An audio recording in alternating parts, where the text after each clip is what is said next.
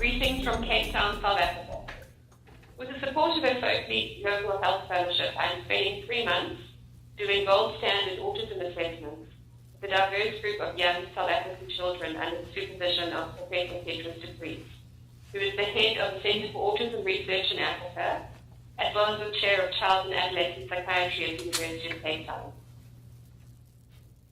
I submitted a K award to the NIMH, in which I proposed a pilot study to improve access to early intervention for autism in Africa. This would be done at the University of Cape Town, which is currently, in my opinion, the only institution in Africa that has the infrastructure and resources to support a randomized control trial in an early autism intervention. We know that if children with autism are provided with early intervention, their outcomes and family functioning are significantly improved.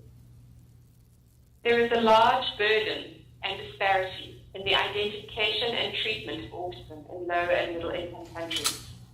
And autism assessment and intervention work in Africa is just beginning. Cape Town is arguably the area in sub-Saharan Africa with the most advanced public health care infrastructure. However, services for children and families affected by autism are practically non-existent. There are no psychoeducation programs, no early intervention programs, and there is no easy access to speech and language as well as occupational therapy. Once a child receives a diagnosis of autism, the only intervention is referral to the Education Department waitlist. At present, in the Western Cape province alone, there are 471 children on this waitlist. Some of these children have been waiting for services in the education system for more than 3 years.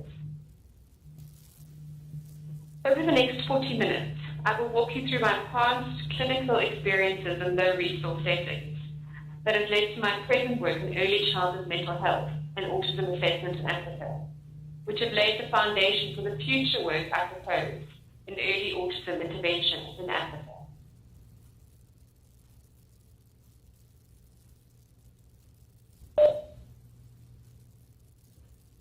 I was born and raised in the province of KwaZulu-Natal, South Africa. I trained as a medical doctor at Stellenbosch University, graduating in 2002. Early on in my medical training, I developed a strong interest in psychiatry. Following medical school, I completed a year of internship in Namibia, and this was followed by a year of community service at Nanguzi Hospital, which you can see in the pictures. Nanguzi is located in rural KwaZulu-Natal, in the northeast part of South Africa on the border of Mozambique. My time at Nanguzi was formative in many ways.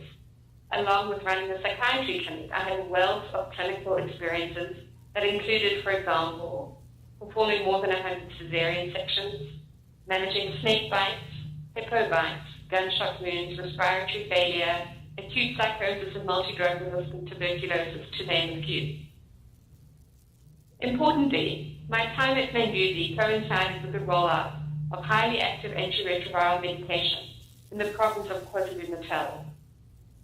With access to medication that prevented mother-to-child transmission of HIV and extended child survival, we began to witness the landscape of child morbidity and mortality shift.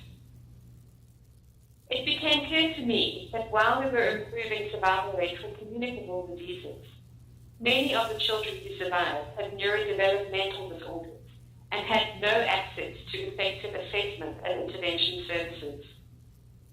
It is this emerging population of children to whom I am dedicating my career.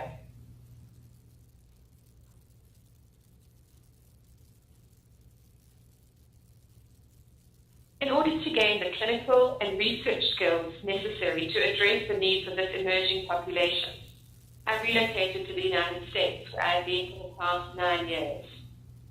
I trained in public health at Emory University, where I was introduced to the idea of early identification and prevention of mental health disorders. After I completed my MPH, I applied for psychiatry training programs. I was searching for a training program where I could begin to develop my skill set as a global mental health clinician and researcher. Duke stood out as a place where this could be done.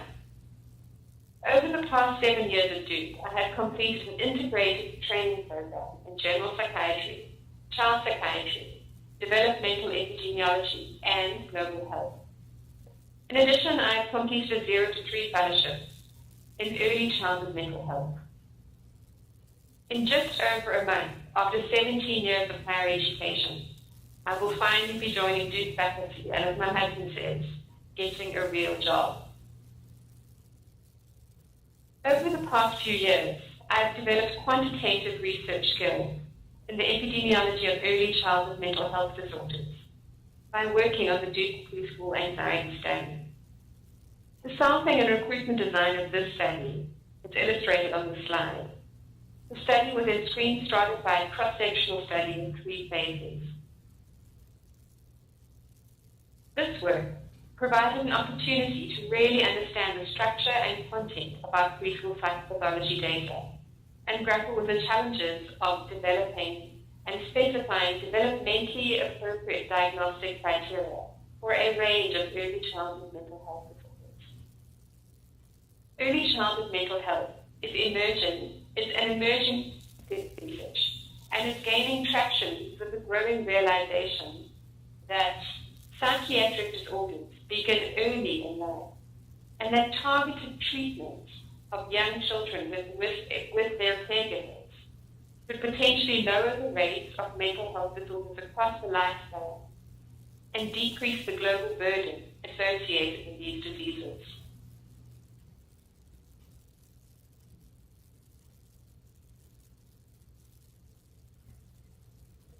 For the past 2 years, I have been a co-investigator on the KwaZulu-Natal Autism Study. This study aims to adapt, translate, and pilot autism screening and diagnostic tools for Zulu children in South Africa. The study was funded by Autism Speaks as part of their global autism public health initiative, and my work on the study has been supported by the Duke Hubert Jersey Center for Global Health, as well as the Fogarty Global Health Fellowship from the NIH. In this slide, you can see me talking with Franz, the Zulu clinical psychologist on the study, and you will see her performing some ADOS tasks with the participants. Individuals with autism spectrum disorder present with impairments in reciprocal social communication, which means impairments in the regular back and forth of communication, such as showing interest or responding to others. They also present with repetitive, stereotyped behaviors. Deficits vary across the spectrum, which results in a wide range of clinical presentations. Comorbidities are common and can include things like intellectual disability, epilepsy, sensory deficits, or ADHD.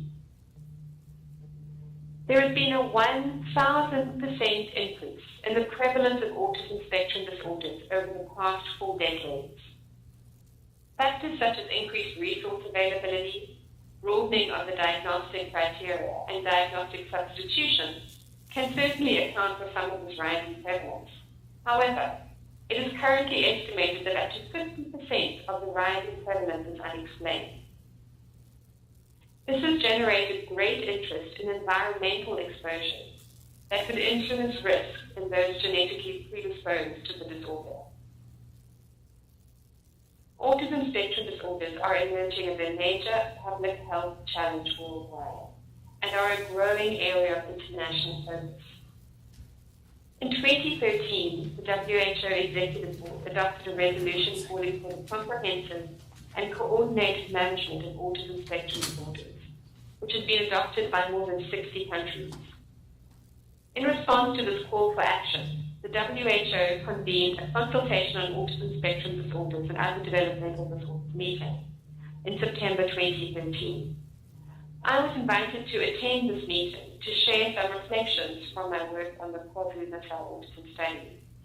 This is also the meeting where I met Franz, with whom I'm currently working at the University of Cape Town.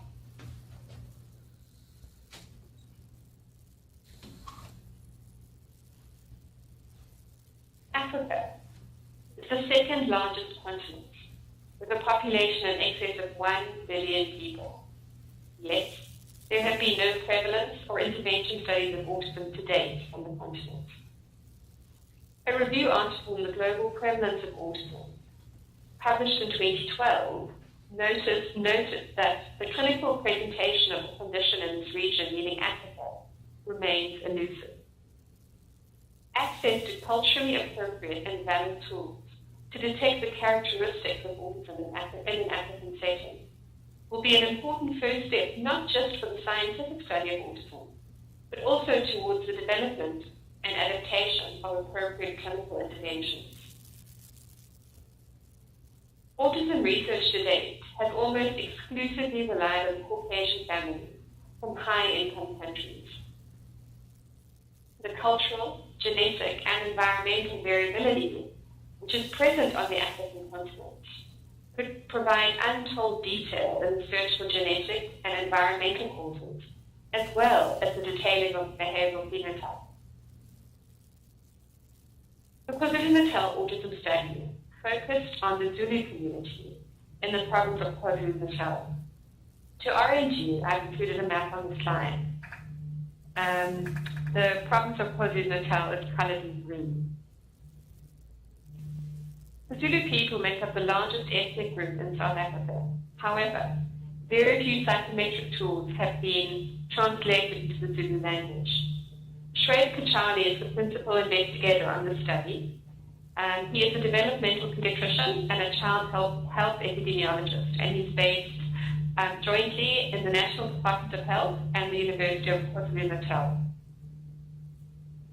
It has been suggested that HIV/AIDS could potentially confound screening and diagnosis of autism spectrum disorder, since one of the manifestations of periodically infected children can be gross neurodevelopmental delays, can include language and social communication abnormalities. For this reason, the study also aimed to pilot the adapted autism screening tools in a subsample of HIV-infected children. A convenient sample of Zulu children aged between 3 and 13 years was recruited for the study. 4 groups of children were recruited. Firstly, Zulu children with a history of autism. Secondly, neurotypical Zulu children. Thirdly, perinatally infected HIV group. And lastly,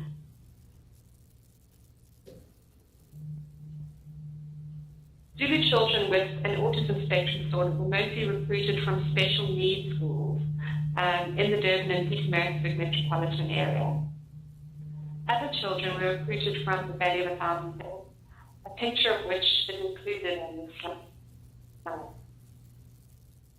The Valley of 1,000 Hills is also known as the quite useful area, and it's to the west of Durban. It was formerly part of the KwaZulu homeland.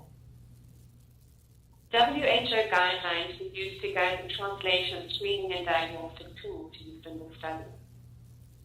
In addition to the social communication questionnaire, modified checkers for autism in toddlers, and the autism diagnostic observation schedule, additional measures included the attain question, which is a German developmental screener, as a WHO measure, as well as the strength and difficulties questionnaire, which screens for emotional and behavioral disorders in children. The study is still ongoing. In June, I'm traveling to Durban to complete clinical of 20 children with autism also. So today I will convey some preliminary data from the social communication questionnaire, as well as from the autism diagnostic observation schedule.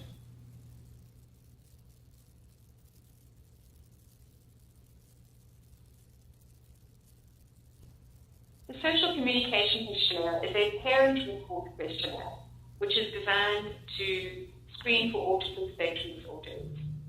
A cutoff score of greater or equal to 15 is said to provide the best differentiation of autism from other diagnoses. As seen on the slide, our results indicate significant group differences in the mean total SCQ score between Zulu children with autism and neurotypical Zulu children. The mean total SCQ score in children with a history of autism is 20, while the mean total SCQ score in neurotypical children is 2. The distribution of the SCQ total scores is shown on the slide, with the neurotypical group at the top and the autism group at the bottom. And the arrow indicates the suggested screen positive score of 15.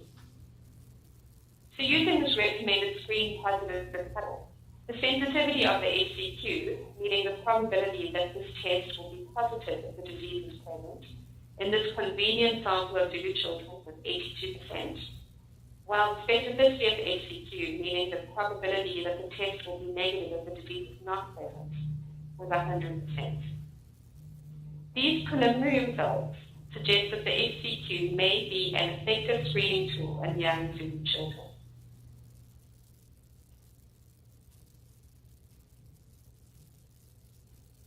In terms of the HIV infected and uninfected group, there were no significant group differences between these two groups. The mean total HCQ score in the HIV infected group was 2, while the mean total HCQ score in the HIV uninfected group was 3. Again, the distributions of the total HCQ scores with the HIV uninfected group at the top and the HIV infected group at the bottom is shown, and the arrow again indicates suggested screen positive cutoff of 15. These results suggest that HIV status may not confound autism screening efforts in young Zulu children.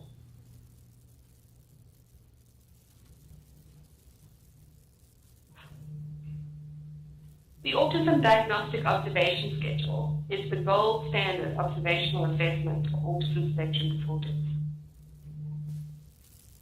The Autism Diagnostic Observation Schedule, also known as the ADOS, uses planned social activities, which are referred to as depressives, to elicit autism-related behaviors.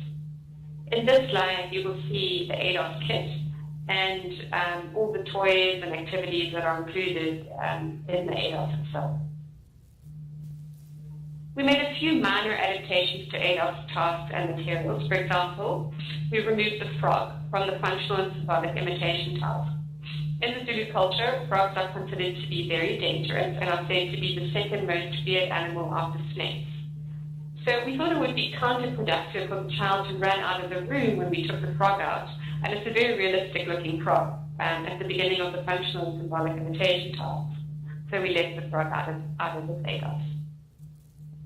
Next, the pictures. So in the unadapted ADOS, the picture task contains pictures of a beach vacation with a big fancy hotel and a lot of children in bathing suits doing different types of water sports.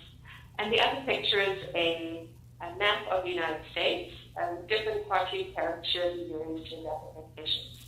So we replaced these pictures with what we thought was a more culturally appropriate picture, and that was a typical agricultural scene. And this is a picture that all the children would have been familiar with. And then the demonstration task. This task calls for the child to show and tell the examiner how they brush their teeth or how they wash their hands. And we replaced this task with something that we thought was more culturally appropriate, which was to ask the child to show and tell us how they wash their face using a small bucket of water, soap and a towel, an activity which they would have all been familiar with. So although it's still very early days, we feel that with minimal adaptations, this gold standard observational assessment can accurately identify symptoms of autism spectrum disorders in Zulu children.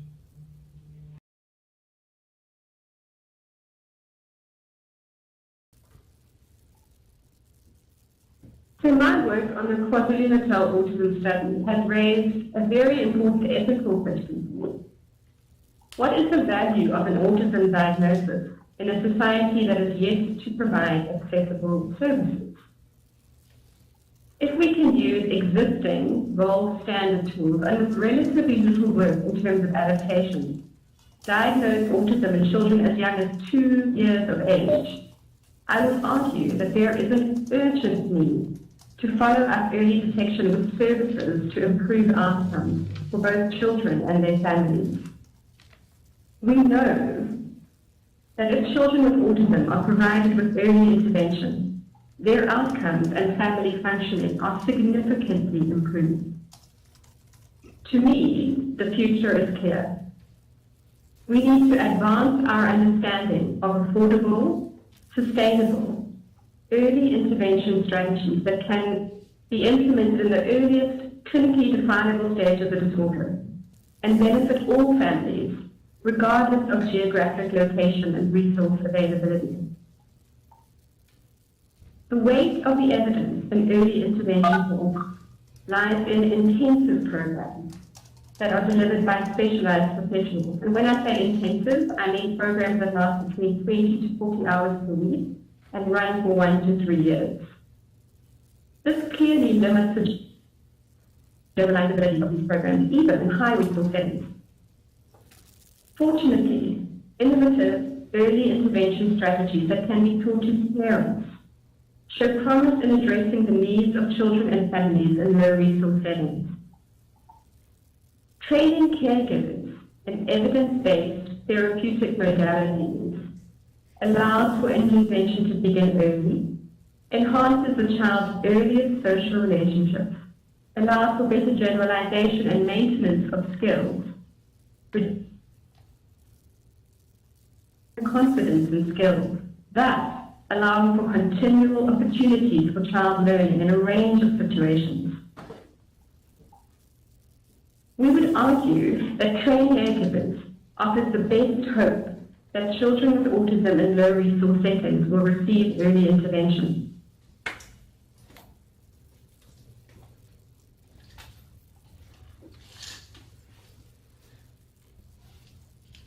The Early Start Denver model, which was developed by Jerry Dawson, who's now at Duke, and Sally Rogers, who's at the UC Davis Mind Institute, is the first empirically validated comprehensive intervention for toddlers with an autism spectrum disorder.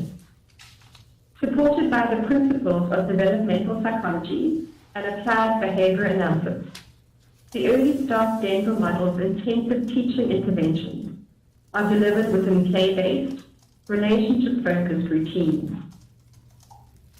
The Early Start Denver model techniques increase sensitivity to social reward and increase attention to people, thereby offering increased opportunities for learning.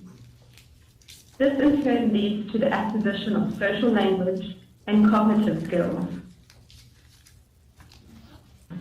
Jerry Dawson, who is the co-developer of the Early Start Denver model, recently joined Duke faculty and is my primary mentor on a proposed pilot study to improve access to early intervention for autism in Africa, which aims to formally adapt and assess the feasibility and efficacy of the parent version of the Early Start Denver model in South Africa. So the parent version of the Early Start Denver model is a really original model. It consists of a 12-week, 1 hour per week, individualized parent-child education program. Importantly, the model involves parents in delivering the intervention, thus avoiding the costly one-on-one intervention models developed in high-income countries, which would not be sustainable in a low-resource environment. The Early Start Denver model does not require the parent to set aside time for therapy. Rather, the techniques are learned and used in the context of routine, everyday activities, such as during meals or while the child is getting dressed.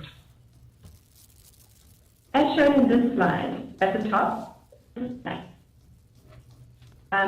the Partner 9 demonstrated that in this brief intervention, parents were able to master the Early Start Denver model therapy technique, and this was maintained as follows. At the bottom of the slide, the brief parent version of the Early Start Denver model intervention also resulted in sustained positive growth in child social and communicative behaviors, shown here as the number of spontaneous functional verbal utterances with both the parent and the therapist.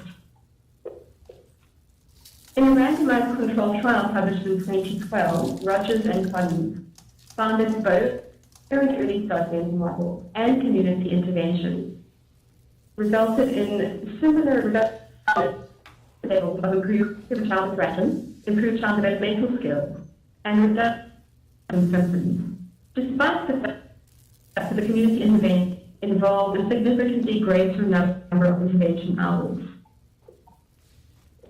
Importantly, randomized controlled trials demonstrating the efficacy of this parent-mediated intervention for improving child outcomes in the US has now been done in Medicaid populations. As I said, I believe that the University of Cape Town is currently Africa that has the resources and infrastructure to support a randomized controlled trial of an early autism intervention. The University of Cape Town also hosts the NIMH funded Firm Hub, which stands for the Africa Focus Intervention Research Mental Health. This hub conducts research and capacity building in Ethiopia,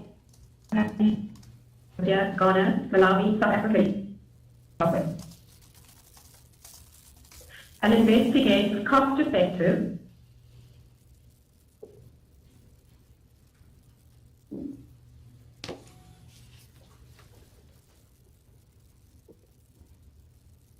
I have a message from Agatha. Is there a problem with the audio? Yeah.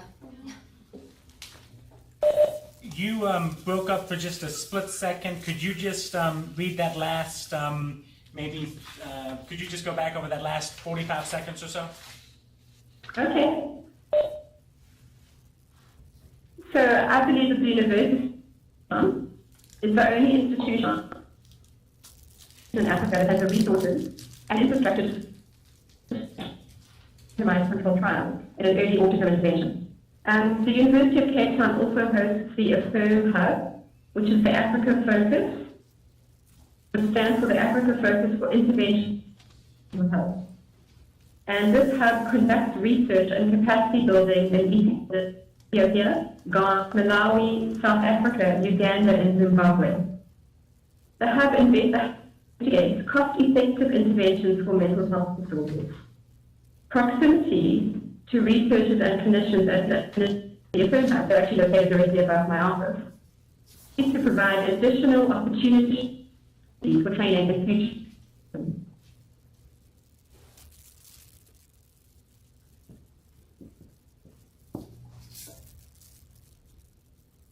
Whilst starting with a very specific focus, autism early intervention will inevitably interface with much broader areas of child and adolescent mental health, neurodevelopmental disorders, and early child development, all of which are key priority areas and significant areas of need in Africa and other low-resource environments. Parent training and parental interventions broadly are also a key area of need in an African setting. Lessons learned from autism early intervention programs are likely to provide significant insights into broader parent training needs, approaches, and challenges in terms of sustainability and scalability that could be used in future work in child mental health on the African continent.